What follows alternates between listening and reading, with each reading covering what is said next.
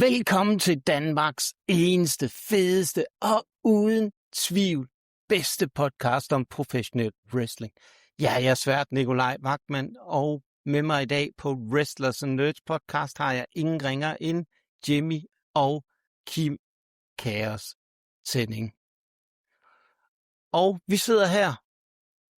Clash in Italy er lige slut for, et kvarters tid siden, og vi er klar til at give jer en helt frisk analyse og nogle få reaktioner af showet. Og det er jo sådan, at ikke så meget sniksnak. Vi kaster os direkte ud i det. Første kamp på kartet, Jimmy. Cody Rhodes, Gunther om The Undisputed Championship. Tak skal du have, Nikolaj. Nu nåede jeg ikke lige at fange jer, inden vi gik i gang, så jeg ved ikke, hvor I ligger henne i forhold til showet. Men det finder jeg nok ud af. Cody, Gunther, for mig, uden at afsløre alt for meget, aftens bedste kamp, synes jeg. Det kan da godt være delte meninger om, tror jeg. Jeg synes, den havde lidt af det hele. Jeg skrev i vores lille tråd, at noget af det, jeg kom til at vinde, det var... Jeg tror faktisk, det var Brock, da han kom tilbage mod Messina, at han skulle bring back legitimacy til WWE, og den følelse sad jeg også med i aften med Gunther. Jeg synes altid, når du ser en Gunther-kamp, så er det sådan, hopper vi med på historiedelen, eller hopper vi med på, hvem der er den bedste wrestler, og hvem der er den største badass? Fordi så er vi ikke i tvivl om, at Gunther han vinder 1920 gange. Og det synes jeg også lidt, den her kamp, den viser. Det er en god kamp, masser af tempo. Det virkede som om, at de havde... Selvfølgelig har de haft kampe og alt muligt, men det virkede som om, de virkelig havde forberedt sig, synes jeg. Jeg synes, det er en god kamp. Der er lige en enkelt botch. Jeg ved ikke, om det er bevidst, eller hvad det er, eller om det skulle bare være en undskyldning for, at Gunther han ikke nåede at få fat i dommeren med foden over i ringhjørnet til sidst, hvor han påstår, at han lægger en fod på, som han så ikke lige fik gjort alligevel.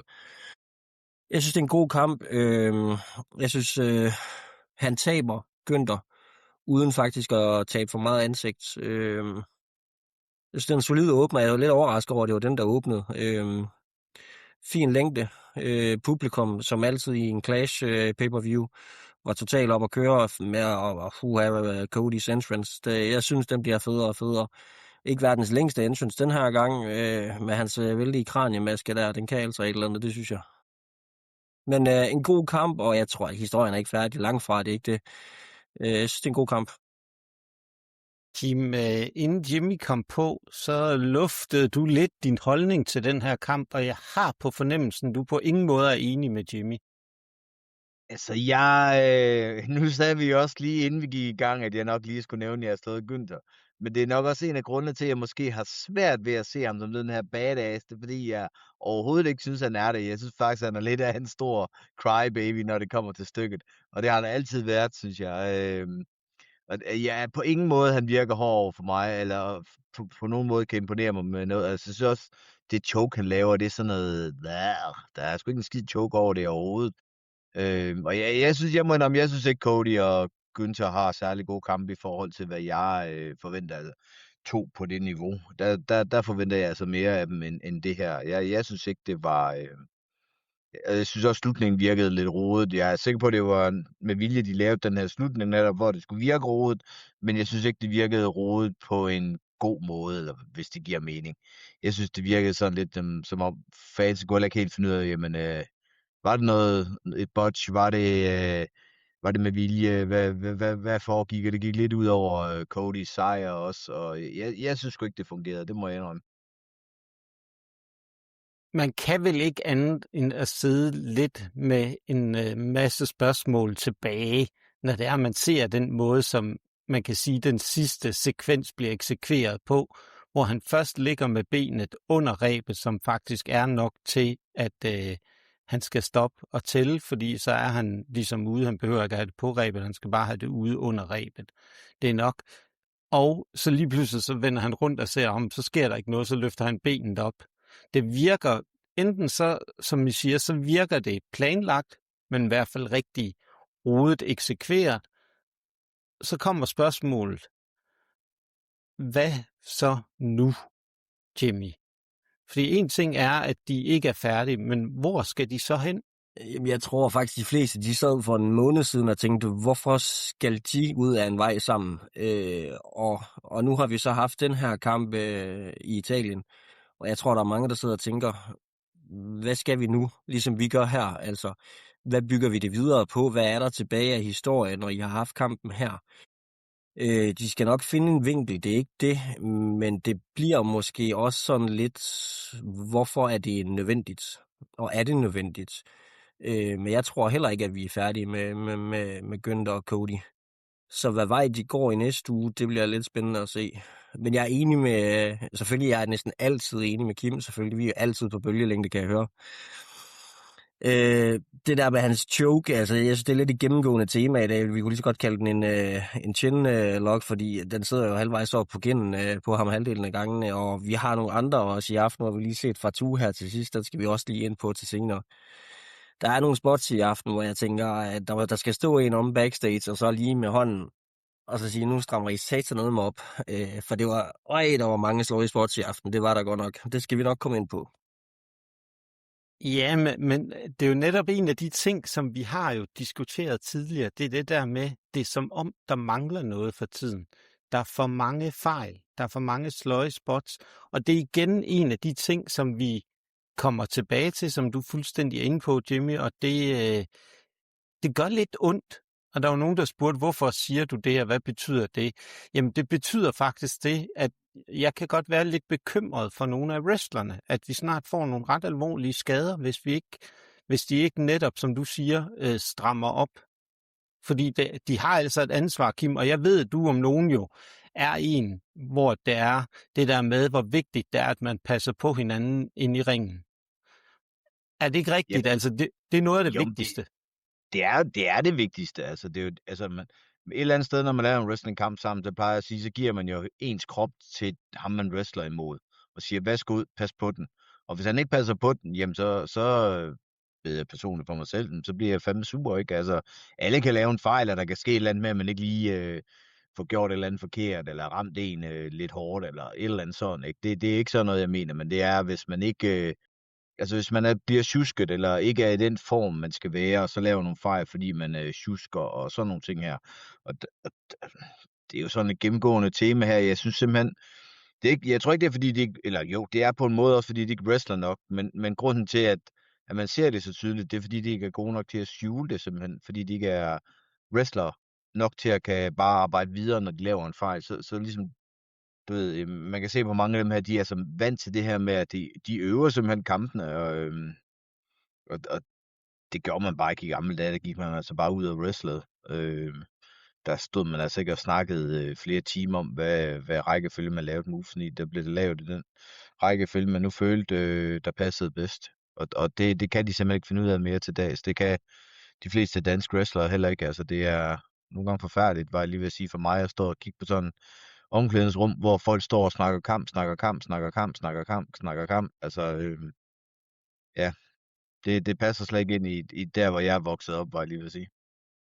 Jeg synes også, det er også meget tydeligt i Rhea Ripley-Jade Cargill-kampen, når der sker noget uventet i kampen. Altså, det er som om næsten Jade Cargill, hun fryser, og bare står og venter på, at Rhea Ripley, hun fortæller hende, hvad fanden skal jeg gøre nu, ikke? Altså, og hvis der er et spot, der lige halvlander, så kan du næsten se, at Jade Cargill, hun står og tænker, jamen, skal jeg fake, at det er noget, du ikke, eller skal jeg kravle op, så du kan lave det spot, eller hvor er vi henne? Altså, der er ikke den der feeling med, at vi kører bare videre og improviserer, og vi laver noget nyt. Altså, det virker så indstuderet, ja. Men det er jo egentlig ret interessant, ikke? Fordi det er jo en diskussion, der egentlig trænger sig mere og mere på, synes jeg, jo flere gange nu her. Nu har vi nævnt det flere gange, og i dag også. Og jeg synes egentlig lige, vi skal prøve at lade den lige stoppe her, diskussionen, og så bevæge os videre til Rhea Ripley, Jade Cargill-kampen, Kim. Fordi Jimmy var allerede inde på de problemer, som vi ser i forhold til Jade Cargill fryser. Var det var en af de bedre kampe mellem dem, men det var stadigvæk ikke en god kamp, eller hvad? Så jeg synes, hvis der er nogen, der kan få en god kamp ud af Jade Cargill, så er det Rhea Ripley. Men som jeg var give Jimmy ret i, altså man kan se lige snart, Den kære Gargill, for eksempel hvis hun, når hun laver den her big boot, og hun ikke rammer nogen, så ligesom den er for det første en meter væk for overhovedet, altså folk vil jo ikke flytte sig, fordi hun er ikke i nærheden af at ramme dem alligevel, og så stopper hun bare op og står stille og venter på, at der kommer nogen ligesom og laver noget på hende. I stedet for ligesom at, du ved, fortsætte. Altså i en kamp stopper du jo ikke op, fordi du har misset et eller andet, så er du jo klar til at kæmpe videre i en anden position, ikke? Altså, der virker det simpelthen alt for indøvet og for indstuderet. Og det er igen, jamen altså da jeg startede med at wrestle, der fik jeg jo at vide, jamen før du har haft 1000 kampe, så kan du faktisk ikke rigtig kalde dig professionel wrestler. Men så tror jeg ikke, der er ret mange i dag, der kan kalde sig professionel wrestler, for der er sgu ikke ret mange, der har haft 1000 kampe, og der er ikke ret mange, der får det, fordi de wrestler ikke nok. Men Jimmy, hvis du kigger på kampen her, og vi lige prøver at tage nogle af de fejl væk, der er, hvordan synes du så den her kamp, hvis du skal rate den? Nu har de jo haft nogle kampe før, Rhea Ripley og Jade Cargill. Var det en af de bedre mellem dem? Altså, ja, det var en af de bedre, men der har satme også været mange dårlige, så man kan smide det i en god kategori i aften, det ved jeg ikke. Du kan godt se, at Jade Cargill har trænet, og du kan godt se, at hun har udviklet sig. Men der er stadigvæk for mange fejl, og jeg lå især mærke til det sådan lige 5 minutter før kampen var over, hvor de står inde i midten og flipper fuldstændig ud på hinanden og skal give hinanden slag. Altså dem Rhea, hun leverer, altså de ser smask, ser det ud til, og når Jade Cargill skal smide den tilbage, ikke? Og så bliver det sådan noget halvfesen underhåndsslag, der bouncer af på Rheas brystkasse. Altså det er sådan noget slatværk, og man bliver bare træt af at se på det. Det irriterer mig, at hun ikke har det der med at give den gas, når vi er så langt i kampen, og din adrenalin og dopamin, det burde være ved at eksplodere, og så bare flippe ud, og det gør hun bare ikke. Det virker så, jeg vil ikke sige halvhjertet, for det tror jeg selvfølgelig ikke, det er, men det virker bare som om, at hun ikke har det der ekstra gear at kan give. Men er det simpelthen, fordi hun er cardio-wise ikke i god nok form? At hun simpelthen... Det er faktisk sjovt, det siger det, for det sad jeg også og tænkte, og jeg sad og snakkede med min kæreste om det, og hun siger, hun ser jo crazy ud hende der, hvad sker der for hende? Så ja, hun er jo gudsbenået, altså som hun ser ud, men hun er ikke eksplosiv. Altså hvis du ser en Jade Cargill-kamp, jeg kan da nævne de første 20 andre wrestlere på WWE, der er mere eksplosive og hurtige, og at hun har hendes buffhed og hendes muskler, det er én ting, men der er ikke noget sådan eksplosivitet over hende, eller noget som helst, så det kan godt være, at hun bruger for meget kræfter på at bare stå og lave squats inde i performance centeren, og i stedet for at lave noget cardio. Jamen, Kim, hvis du nu skulle prøve sådan at kigge lidt på Jade Cargill og sådan noget, hvad er det, der skal til? Fordi vi så jo også en slutning igen på den her kamp, som jo var fuldstændig horribel. Altså, jeg tror lige med Jade Cargill, så tror jeg det er simpelthen fordi, at man er nødt til at netop at indøve hele kampen med hende. Så den kære Jade Cargill skal gå og huske en hel kamp. Og den her kamp, den var jo, tror jeg, næsten 20 minutter eller sådan noget. Jeg ved, det føltes i hvert fald lang. Længere end i hvert fald en Jade Cargill-kamp er. Det vil sige, hun skal huske alle de her ting. Det vil så sige, så har hun ikke rigtig energien eller kræfterne faktisk til at reagere på noget andet. Fordi hun skal hele tiden huske det næste spot, det næste spot, det næste spot. Og det bliver så træls. Altså, jeg har selv prøvet det, og det ødelagde simpelthen al min lyst til at wrestle, når jeg skulle gøre det, fordi jeg kunne ikke huske det. Og jeg kunne ikke have det derinde i hovedet, så jeg var simpelthen nødt til at bare sige, prøv at høre, det bliver on the fly, det her. Altså, du kan sige en slutning til mig, og så måske lige, hvad vi skal lave i starten, men resten, det bliver altså bare, som det kommer. Altså, fordi ellers kunne jeg simpelthen ikke... Jeg kunne ikke reagere ud til folk, og jeg havde ikke energien til det. Og nogle gange, når man har kørt 9 timer i en bil, og så skal stå og snakke, hvis jeg kom ned til for eksempel Sydtyskland, så skulle snakke 2 timer kamp, altså, så kan jeg godt sige, at så var der altså ikke ret meget tilbage til at wrestle bagefter. Så altså, jeg var simpelthen nødt til at sige, stop it, det duer simpelthen ikke. Jeg skal bare vide, hvad slutningen er, og så kører jeg derfra. Og det tror jeg, Jade Cargill, hvis de turde gøre det, så tror jeg, at hun ville kunne komme med meget mere. Fordi jeg synes jo egentlig, på vej ind til ringen, der reagerer hun godt på publikum, buer hende rigtig meget, og hun er god til at komme med noget der. Men ligesom så når kampen er i gang, så koncentrerer hun sig kun om det næste spot, det næste spot, det næste spot, og så kommer der ikke rigtig noget mere. Nej. Men der kan man jo også, det er jo også tydeligt, at hvis det er det, at hun har hele kampen i hovedet. Altså, hvorfor det fucker med hende, hvis der sker en lille fejl inde i ringen, fordi hun står sådan, Ja. wow, hvad gør vi nu? Mm. Hvordan kommer vi videre?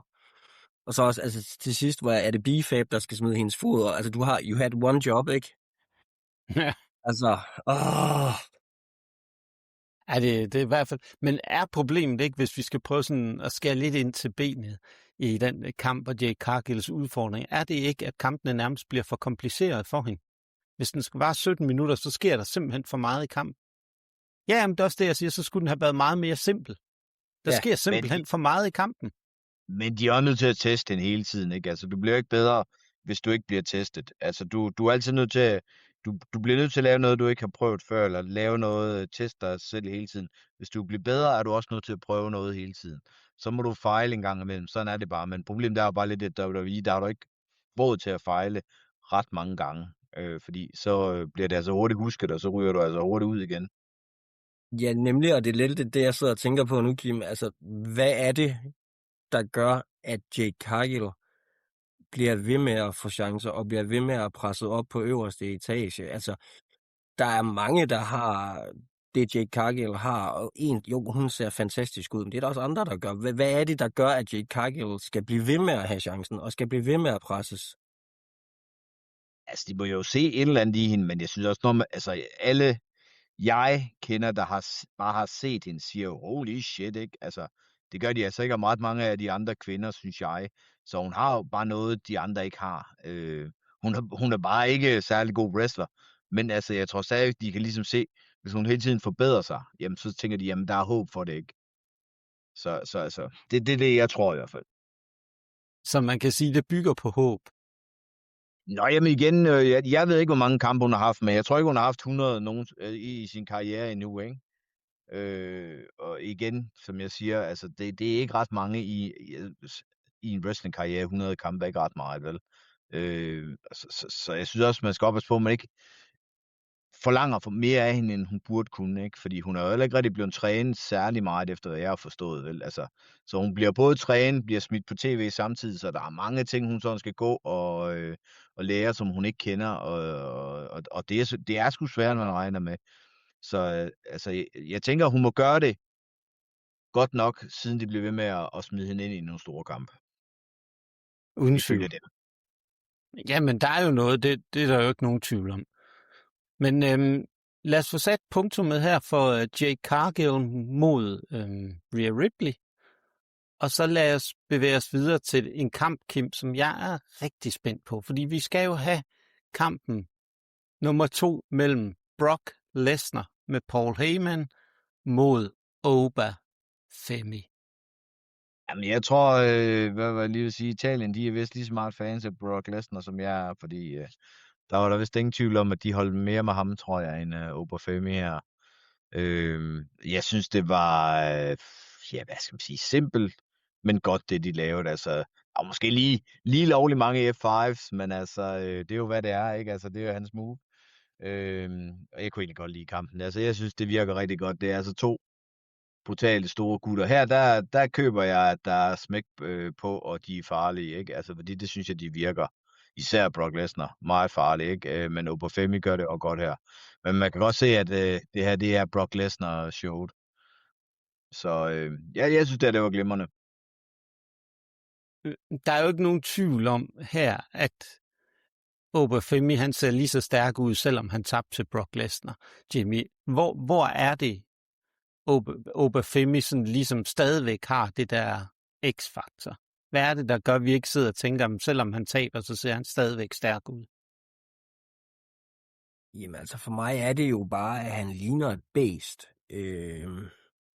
Og jeg tror, at vi som wrestling-fans, vi sidder og hungrer efter det nye, vi sidder og hungrer efter et pop, vi sidder og hungrer efter the new beast. Og det er det, vi føler lidt, vi får i Oba Femi. Jeg sidder bare lidt, nu har jeg set, hvad har vi set? Jeg har måske set 20 kampe med Oba.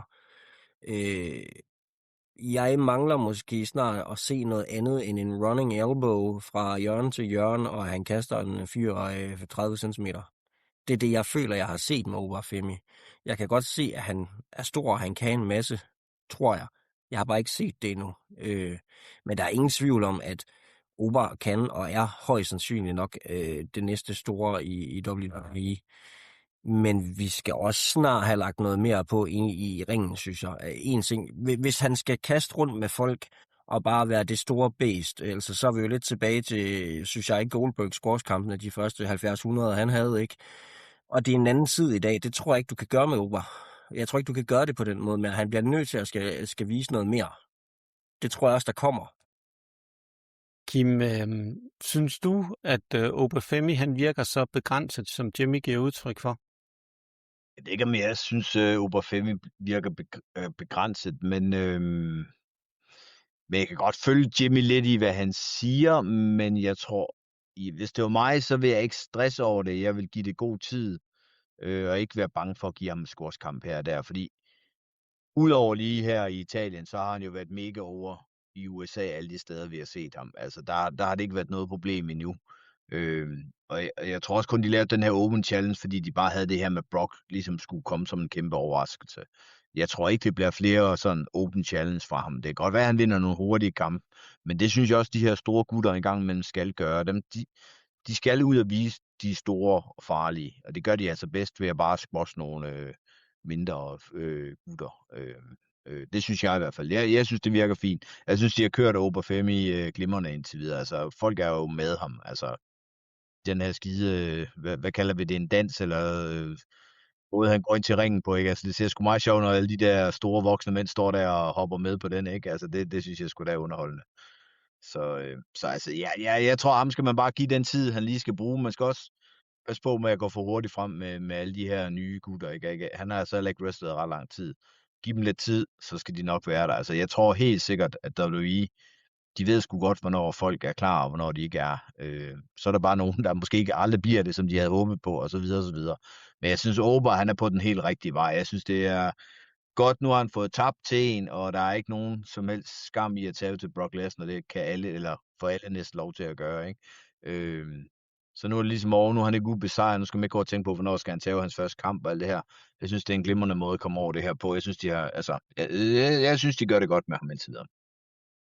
Men er det jo ikke også det, at netop som du er inde på, hvis man skal bygge Obafemi op til noget, så er man jo allerede godt i gang ved netop det der med, som du siger, men han får så mange F5, at på et eller andet tidspunkt, så bliver han jo nødt til at give op. Og det får ham jo til at se stærkere ud for hver F5, han overlever, synes jeg. Altså, jeg synes, igen personligt var det nok lige et par F5 for mig, ikke? Men altså, hvad starter han med at sparke ud af 4 F5's, ikke? Altså, så er det jo ikke fordi, de ikke har tænkt sig at booke ham stærkt, fordi så fik han altså ikke lov til det, var jeg lige ved at sige, vel? Vi har set det World Champions skifte hænder på en F5, ikke? Så jeg tænker, det er sgu... han bliver booket så stærkt, som man overhovedet kan her. Og så også, igen, Brock gør det glimrende også med hans ansigtsudtryk med at få Oba til at se, du ved, se helt overrasket ud, hver gang Oba kommer tilbage der. Sådan noget. Jeg synes, det er fint. Det er den perfekte mand, de lige har fundet her til at give og hjælpe Obafemi frem. Det er Brock Lesnar åbenbart. Og jeg synes jo, det ser ud som om Brock Lesnar, han virkelig nyder det. Fordi der er en, der går til ham. Ja, men han nyder, at der bliver gået til makronerne her, og han nyder de her kampe, fordi han har kunnet mærke, jamen det er sgu noget, folk også vil se, ikke? Altså, så jeg tror da også, Brock Lesnar ved godt, det her, det er nok, altså han har jo heller ikke super mange kampe tilbage, vel, så nyder man lige de sidste lidt ekstra, ikke? Fordi man vil gerne lige have det hele med, ikke? Jo, og jeg synes, at man må mene, man kan sige meget, men også altså kæmpe ros til Brock Lesnars evner til at sælge. Altså tidligere, så har man jo været sådan lidt, og der har været nogen har været efter Brock Lesnar og hans manglende evner til at sælge. Her synes jeg da i den grad, han nærmest burde have en wrestlings Oscar for at sælge nogle af de der den måde, og hvordan han kan se skræmt ud og overrasket ud og alt muligt, ikke? Og også samspil, synes jeg, er fedt at mærke igen mellem Paul Heyman og Brock Lesnar, der hvor han råber nogle ting ind til ham, Kamura, da han skal gå i gang med den. Det synes jeg, det bringer noget af det tilbage, som man har savnet, det der med, at det samspil er det, som Paul Heyman og Brock Lesnar kan. Og det er jo også igen en kæmpe understøttelse af den gode Obafemi. Så alt i alt er det her jo en ret perfekt toer, hvis man skal sige det i en bedst ud af 3. Det er en rigtig god kamp, som Obafemi venter mere på, Brock Lesnar får udlignet, og så venter vi bare på, hvad der sker til SummerSlam mellem dem, om det bliver en last man standing, eller hvad det gør. Det må vi se. Jeg kunne i hvert fald godt forestille mig, at der kommer en eller anden stipulation på den sidste kamp mellem dem. Jeg vil lade dem have en kamp mere til for eksempel Saturday Night's Main Event. Jeg tror, det var næste gang i Madison Square Garden. Have en eller anden der, hvor den bare ender i en eller anden dobbelt bla bla bla. Og, ja, et eller andet, du ved, DQ, så det går helt amok der. Og så har man ligesom, jamen, så skal vi have en eller anden stipulation på, og så kunne man lave en lidt, hvad skal man sige, større, brutal kamp til SummerSlam. Ja, fordi det er vel det, de har brug for en kamp med dem til SummerSlam, uden tvivl. Når de har men er det ikke også noget med, at Brock main event altid SummerSlam? Det synes jeg har hørt, eller lagt mærke til. Han er i hvert fald altid tit på main eventen til SummerSlam, ikke? Så. Jo, og det er over 2 dage. Så skal de have det fyldt op med i hvert fald. Uden tvivl. Men lad os få sat punktum der, så skal vi videre til Becky Lynch mod Sol Ruca. Og det var jo egentlig i forhold til det, vi så sidst fra Sol Ruca, hvor hun virkede mere nervøs. Hun var lidt usikker i sine moves. Så synes jeg, at Sol Ruca i hvert fald havde forbedret sig markant. Det, der så bare var problemet, det var, at et publikum, som i den grad ellers var levende, var helt dødt ved hendes entrance. Der var nærmest ingenting, da hun kom ind fra publikum. Og det ved jeg ikke. Men selve kampen, synes jeg egentlig var rigtig, rigtig god. Vi så noget high flyer fra Sol Ruca. Vi så Becky Lynch, der forsøgte hele tiden at få det ned på måtten. Becky Lynch er jo, jeg ved godt, Peter vil have mig for at sige det, men Becky Lynch er jo fantastisk til at hjælpe Sol Ruca igennem den her kamp. Jeg synes i hvert fald, jeg var dybt imponeret. Jeg synes, endelig så vi en Soul Snatcher, der sad markant bedre, end den gjorde sidst, hvor at hun kommer ordentligt ind over. Så alt i alt har Sol Ruca rigtig meget gavn af den her kamp. Men Sol Ruca har også fået en chip på sin skulder nu, som hun skal vise, hun kan bære. Fordi det er sådan set det. En ting er, at hun slår Becky Lynch. Det er, hvad det er. Men det er nu, jeg synes faktisk, den testen for alvor skal stå for Sol Ruca. For hvad skal der ske nu? Nu skal hun til at markere sin karakter. Hun skal til at være tydeligere. Hun skal være en, der kan bære et bælte. Altså, nu er hun ikke bare hende, der er surfer girl fra Hawaii. Nu er hun altså IC champion Sol Ruca. Ikke? Altså, der er et eller andet her, som hun skal kunne løfte. Og der kunne jeg egentlig godt tænke mig at høre jeres take på det, fordi en ting er, at nu er Sol Ruca champ, IC champ, men Kim, hvad ser du, eller hvad så du fra Sol Ruca, som overbeviser dig om, at hun kan bære det her bælte? Jamen, jeg tror ikke, overbevise mig, det har hun egentlig allerede gjort.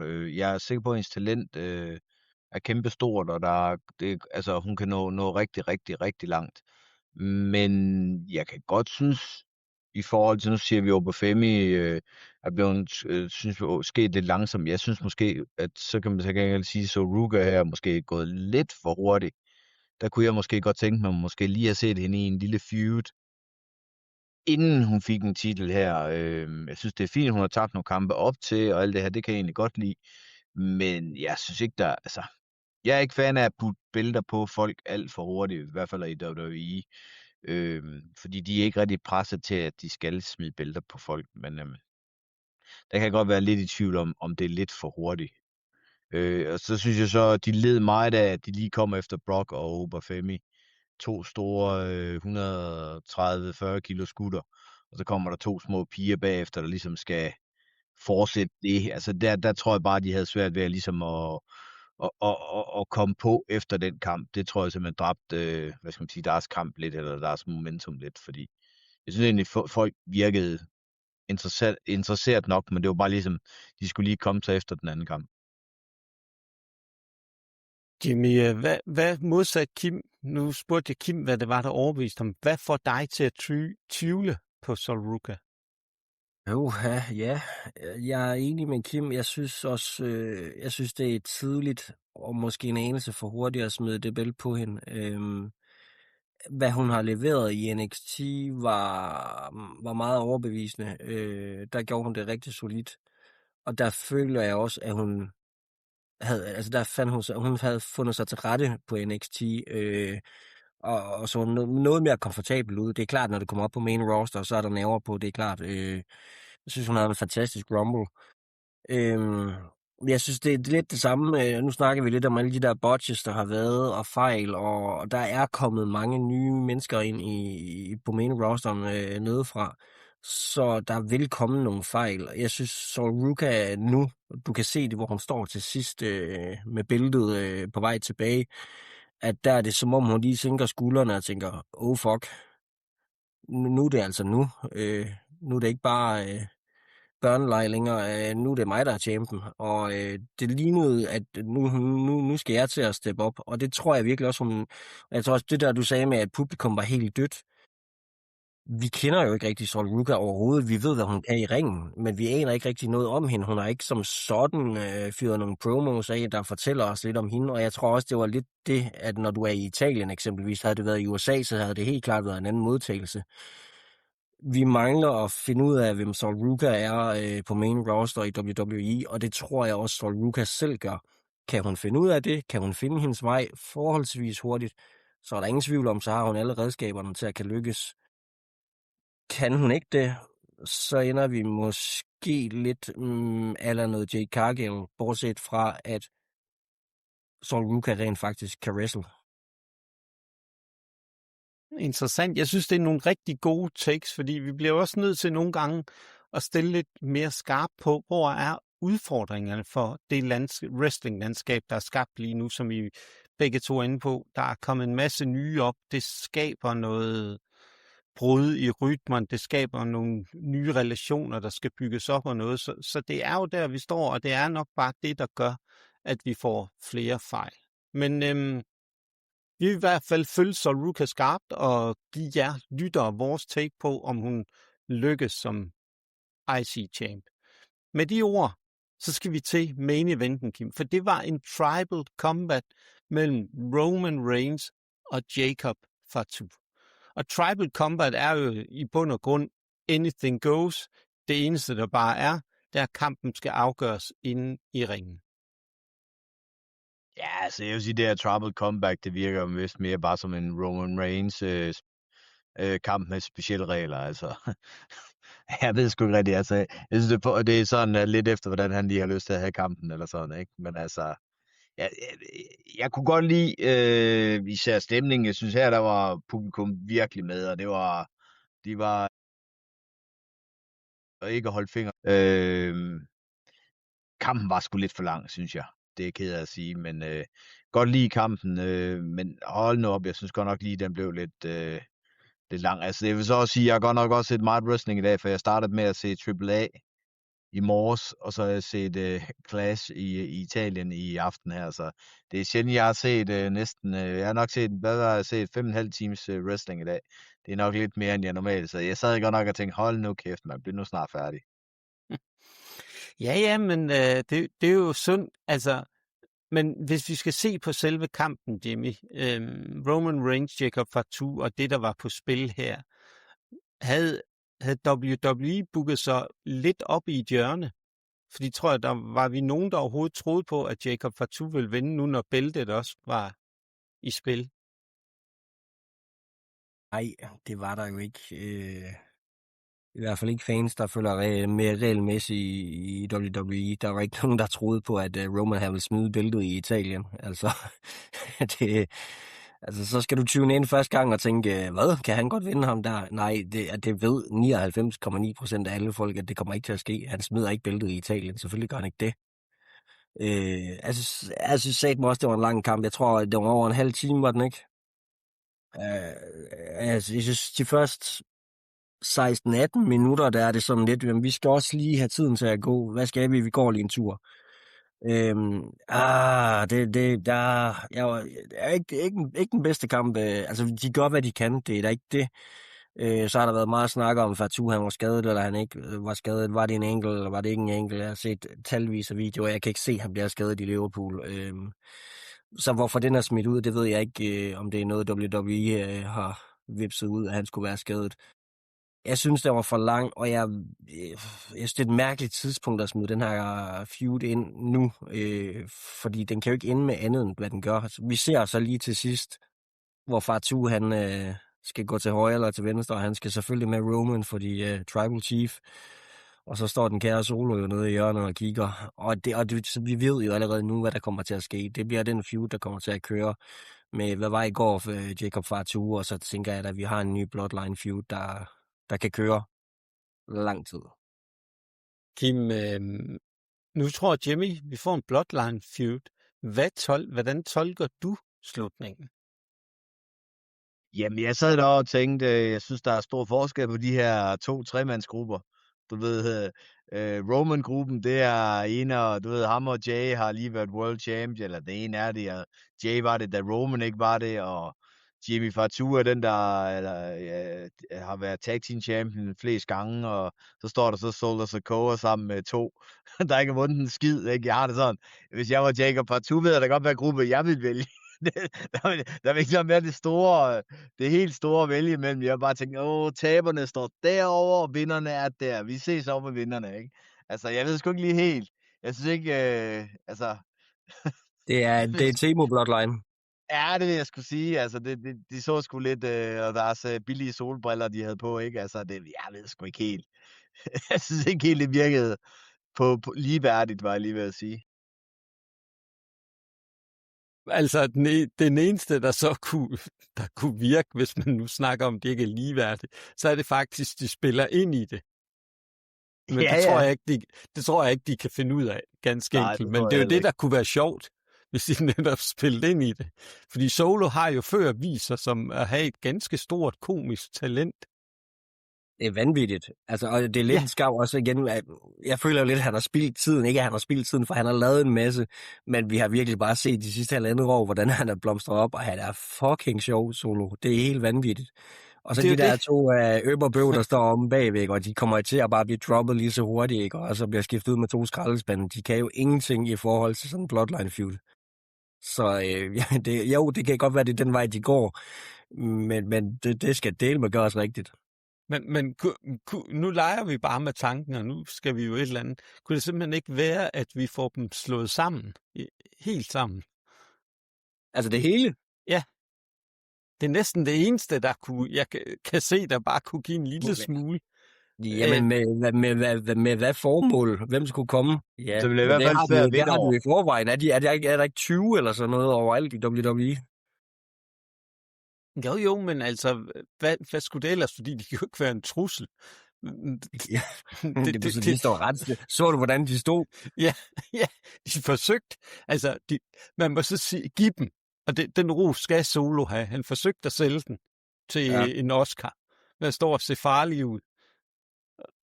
Jeg havde håbet på I Love You Solo. Han har fyret den af. Igen. Ja, det kunne faktisk have været ret sjovt, og så lige givet ham fingeren og så gået. Ja. Men der manglede bare et eller andet til, at de lige pludselig dukkede op. Fordi det virkede så, som man på godt jysk siger, det virkede sgu lidt kikset, Solo.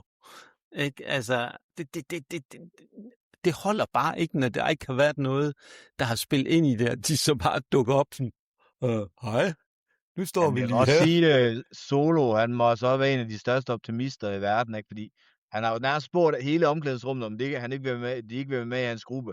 Alle siger nej. Solo, han tror på, at det ender med at blive et solo-projekt. Ja, det ender der i hvert fald med, ikke? Fordi altså, jeg ved sgu da ikke.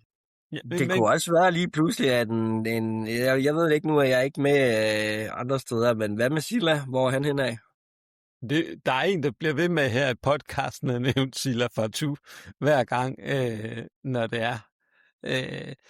Jeg siger ikke, at måske på et eller andet tidspunkt, lidt ligesom der er også en i podcasten her, der bliver ved med at sige, The Rock kommer til Mania. Altså, på et eller andet tidspunkt, så sker ting jo nogle gange fra tid til anden, og det kunne godt være, at Silla Fatu kommer til SummerSlam jo. Der er også en, der siger, at nogen fra andre fra podcasten er totalt tosset hver gang. Ja, det kan vi sgu ikke huske. Men det er i hvert fald, man må sige, props til WWE for kreativitet med at få være solo den truende faktor, eller spille en rolle i den her, som måske de kan se, men ingen andre lige kan se. Jeg vil i hvert fald sige, jeg kan ikke enten blive nysgerrig, fordi det virker så aparte på, hvad pokker det her skal føre med sig. Fordi det giver absolut ingen mening. Men det er jo sjovt egentlig, hvor Solo han er endt henne, hvis du tænker på, hvordan han blev hævet ind først som en maskeret mand, der hjalp Roman til at vinde et par gange. Og så nu står han næsten sådan som en parodi på sig selv, der er ved at flække og grine, fordi han skal se badass-agtig ud, og han tror sgu ikke rigtig selv på det. Det kan man bare se, ikke? Og, altså, hvad drejning det har taget for ham. Men det er jo det, der gør det sjovt i dag. Ikke? Det er jo faktisk, at han ligner en, der ikke selv tror på det. Ja. Ja. Altså, jeg synes, det kan noget, det her. Det må jeg bare sige. Ja. Der er et eller andet her i hvert fald, jeg synes, der gør det spændende. Men ellers var der jo så ikke så meget mere at tage med herfra i forhold til anden det her. Det er sgu så skørt, at det kan gå begge veje. Men jeg er ved med at tease, hvad hedder hun, Becky Lynch og den kære dommer, altså, skal der ske et eller andet, eller skal der ikke ske et eller andet? De bliver ved med at tease det. Jeg snakker om det også, ikke? Ja. Og hun bliver ved med at hive fat i den. Det må da næsten være sådan en kamp til SummerSlam. Ja, for jeg tænker også, altså, hvis du lægger mærke til kampen også, altså kommentatorerne begynder også at italesætte det mere og mere, så jeg tænker, men den har godt nok også været bygget længe op nu. Ja, men det er jo også en slow burner, ikke?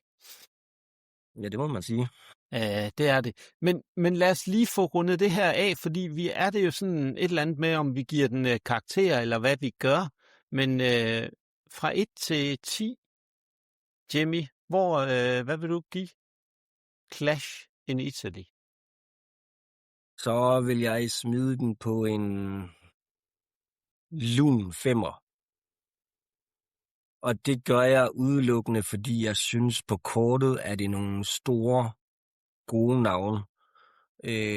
Hvis du bare kigger på kortet, så er det nogle gode kampe. Hvis du kigger på showet, så var der mange fejl. Der var meget halv gas. Der var et par spots, der ikke landede. Og altså flowet i kampen, eller i selve showet, var sådan set fint nok. Ja, skulle Becky Lynch og så Ruka have været på efter Brock og Oba, det tror jeg heller ikke, nej. En lun 5'er. Jeg synes, de kampe, der var, og de navne, der gjorde måske, hvad de kunne, der var bare omstændigheder lige, der gjorde, at vi ikke lander højere i dag.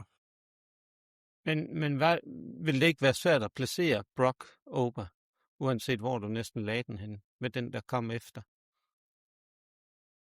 Jo, så skulle man lige lave noget Danhausen, lige smidt ham lidt ind, lige få et lille grin på, og så folk lige falde lidt til ro og komme tilbage fra toilettet, og du ved, og så videre, så er de klar igen. God pointe, Kim. Eller starte med en kvindekamp. Men Kim, hvor ligger du rent karaktermæssigt? Men jeg vil godt give Jimmy ret i, at det nok ligger på en 5'er, men fordi Brock Lesnar vandt, så går jeg op på en 6'er. Kim, det vil jeg sige, det er det eneste argument, der faktisk holder i forhold til, når det er dig. Alle andre vil sige, der vil det bare være udvande det. Men jeg vil sige, jeg ligger et sted mellem 5 og 6. Men jeg får jo altid at vide, at jeg er sur og gammel og snær, så jeg hiver den op på en 6'er den her gang.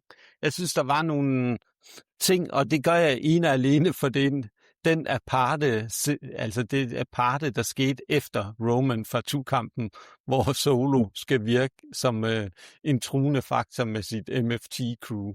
Bare det fuldstændig skæve aparte. Spøj til side. Jeg synes, der var nogle kampe, der leverede. Man kan diskutere længden på nogle af dem. Jeg synes i hvert fald, der er nogle ting, der peger i den rigtige retning. Der er lang vej at gå, men alt i alt et fornuftigt. Et af de mindre PL'er. Ganske fornuftigt, uden at være stort. Og det 6-tal, det skal nok gives til publikum, som jeg synes på mange måder var helt fantastisk. Publikum kan man godt give 9-10 stykker. De var fandme gode. Ja, det synes jeg, det er fedt. Hvor er det bare fedt. Også lidt forvågen, hvis I lå mærke til det i Brock Oberkampen. Der var brawl om bagved. Var det det? Nå, du så ikke. Det fløj rundt med sikkerhedsvagter, og du så en, han vingede bare ud efter en anden en. Der var kæmpe slagsmål over i hjørnet derovre. Var der det? Ja. Nå. Og det lagde jeg ikke De var på, de var klar.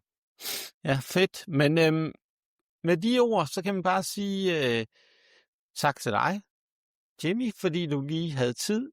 Tak til dig, Kim. Det er jo altid en fornøjelse at have dig med. Og så tak til vores sponsor, toruptrading.dk, Danmarks største breaker af wrestlingkort og alle mulige andre sportkort til alle mulige andre sportsgrene. Og så må vi også bare lige sige en ting. Der er jo rigtig, rigtig mange wrestling shows i den kommende tid. Der er på festivaler, der er rundt omkring i det ganske danske sommerland. Så gå nu ind og støt. Der er 4 wrestling promotions lige nu i Danmark. Der er Body Slam, DPW, NEX og så Nordic Elite Wrestling, der alle sammen vil have show i den kommende tid. Så husk nu, der er altså ikke noget federe end at se wrestling live.